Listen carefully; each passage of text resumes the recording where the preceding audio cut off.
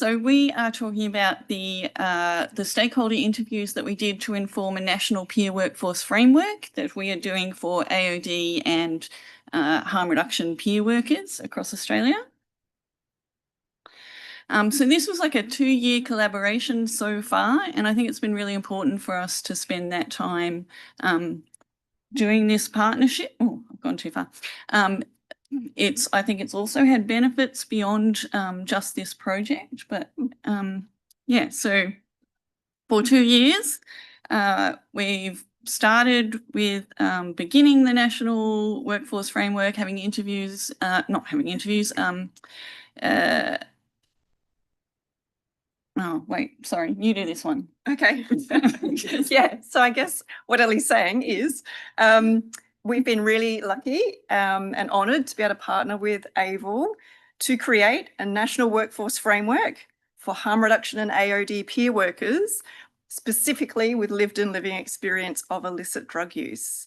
And we're going to talk to you a bit today about how we engaged with people to make sure that the content was useful and relevant and resonant.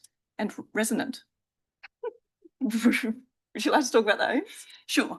I should maybe for some of you who might not know, AVIL is the Australian Illicit and Injecting Drug Users League. So we represent our national members who are drug user organisations in the states and territories, and we work at the national level.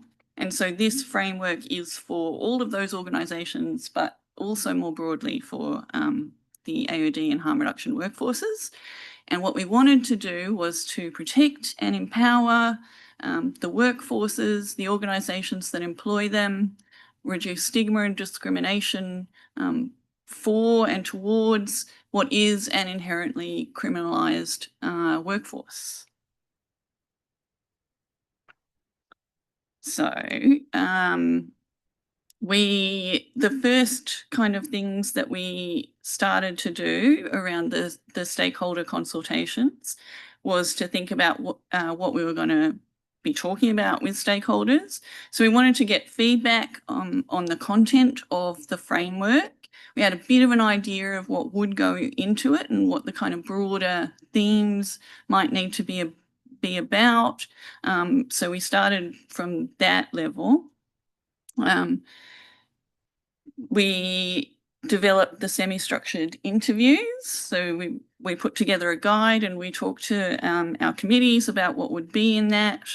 And then we identified who the interviewees would be.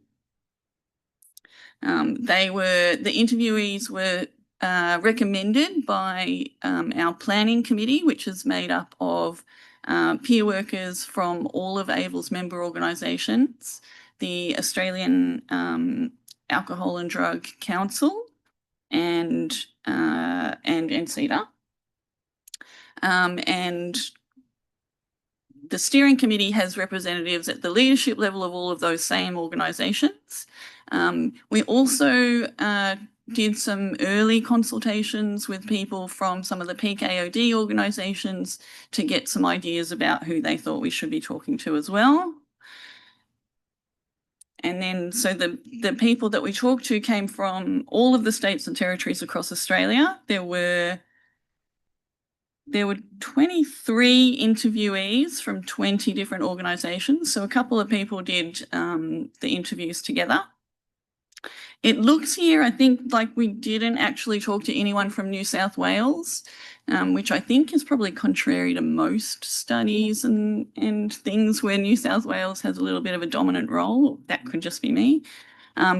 We did actually talk to people from New South Wales, and a lot of the people we talked to had experience, years and years of experience in the AOD peak organisations as service providers.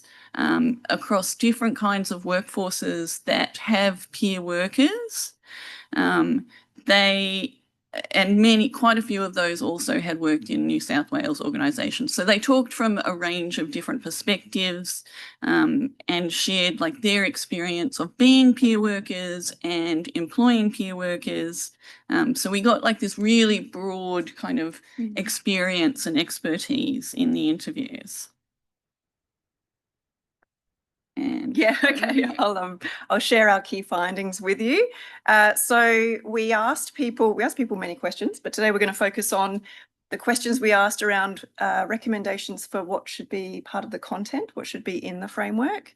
And today I'll go quickly through 5 sort of categories. One is what people wanted to see overall in the framework, what they wanted to see around recruitment of peers, employment, support, and supervision. So for the framework overall, people wanted to see a clear definition of an AOD peer, especially in regards to the focus of this framework, a description of the benefits of employing peers, the encouragement of organisational readiness training for organisations thinking about employing peers or already employing peers, and doing that routinely, not just as a once-off. And that includes drug user sensitisation training for all non-peers, including people in HR who might be part of what could be seen as a gatekeeping process. People wanted the framework to note that there should be peer voices in all areas of the organisation, not just client-facing roles, which is sometimes a bit of a stereotype of peer workers. And the organisation should have appropriate policies and procedures in place. And I want to share some quotations from interviews because we can never say it as well as people say it themselves. So if you're not providing the right conditions for your lived and living experience workforce, you're probably not doing a great job of providing the right service to the people that you're supposed to be providing services to. I think that's really powerful. They think that people with lived experience just give advice about lived experience, and it's like, no, they're also policy officers and strategists and analysts. And we would add board members, CEOs, EOs through the whole organisation. What did people want to see around recruitment? Having person-centred language in job ads, having clear role descriptions in job ads, including someone with lived living experience on the recruitment panel, and really careful wording and handling of any criminal check requirements. So if you're looking for a peer with living experience of illicit drug use, you are really looking for a criminalised workforce, and we need to have processes in place so that if you do have to do a criminal check, you can convey to those workers that it will be read with the role in mind, and that people won't be unduly prejudiced. And one of the interviewees noted, if you don't hear back after doing an interview and you've spoken about illegal activity, that can really be a source of anxiety. And so being really mindful of that, and that's why we need to have people with lived experience on the recruitment panel. And a couple of, I'd like to say a couple of our favourite quotations, but actually we had about 50 favourites for each one of these things. So these are just the quotations that happened to make it in today. Absolutely, having peers on every panel. You have to have peer representation on the panel. It's really important. And being clear that the fact that we're doing a police check doesn't disqualify you from this immediately. We're going to talk about it, we're going to go through it and hear the circumstances. So being mindful in that space around the criminal history check and that big ball of anxiety that goes with it. That was from someone who'd been through that process themselves. And what did people want the framework to include around employment? The main things were policy recommendations and examples, communicating peer roles to non-peers, so there's mutual understanding both ways, and it shouldn't be a peer's responsibility to have to communicate what they do to their non-peer colleagues. Having flexible working arrangements, making sure the workplace is culturally safe for peers. Avoiding tokenism. What I mean here is avoiding employing one peer and expecting them to talk on behalf of all peers.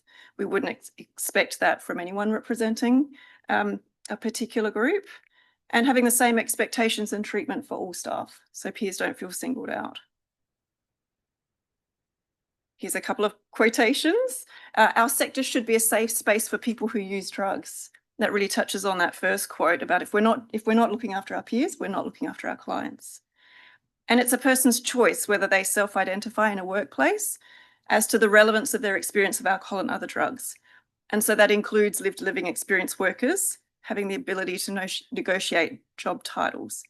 This quotation touches on the idea of someone being an identified peer worker or not, and it should really be up to workers to negotiate how they want their job titles and roles publicly known.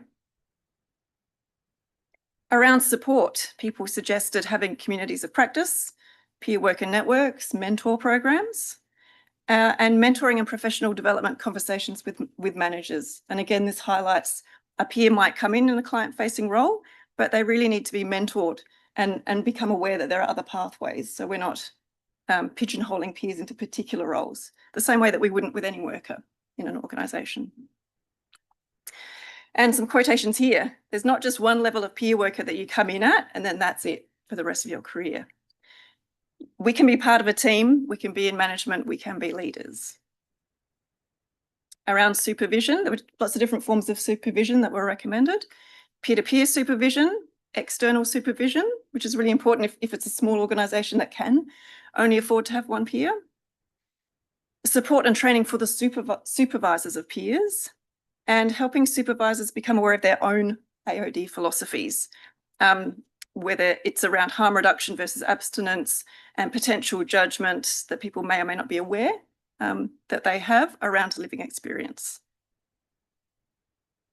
Some illustrative quotations here. I think peer-to-peer supervision is definitely important, and giving people time and flexibility for people to attend group supervision and things like that. So this kind of supervision should be done on work time. Shouldn't be expected that peers have to get this outside of their paid hours. And the support around the supervising manager is just as important as the supervision process itself. So we're currently working on the framework to make sure that this is accounted for. Would you like to speak to this one? Sure. Final thoughts on why people agree with us that the framework is a great thing and a really needed thing. Okay, so some of the quotes around this were harm reduction peers experience comes with a level of stigma and discrimination and criminalisation that other people just don't experience. That's come through so many times for people, I think, and is it's not just people with living experience that have that. It's also people with lived experience can still get that stigma and discrimination.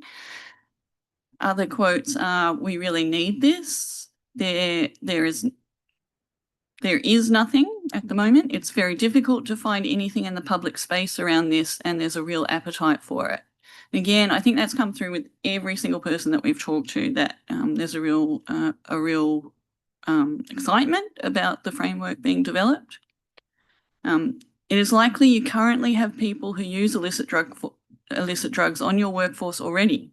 The people that you've got on your team now, it's not a kind of a future thing. Like, it's happening now.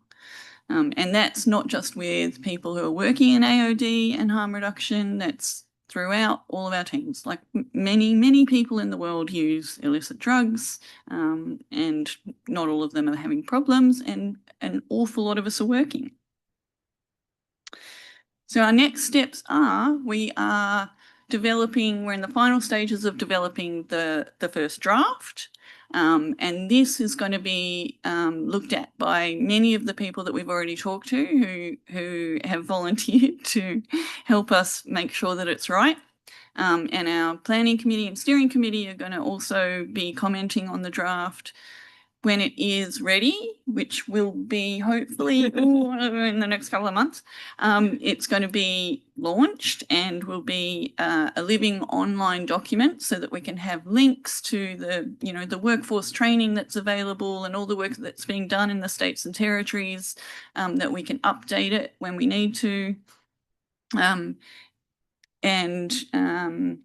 It'll be online probably on the AVIL website, and launched through a few different places. So if anyone is interested in helping us make this the best document it can be, please let me or Kirrilly know, and we'll make sure that you can have a copy of the draft and spend as much time as you want looking at that and make it, well, not as much time. Yeah, you're going to have some timeline. Sorry, let me take that back. But you can choose your own time to yes, a reasonable amount of time. Yeah. So thanks.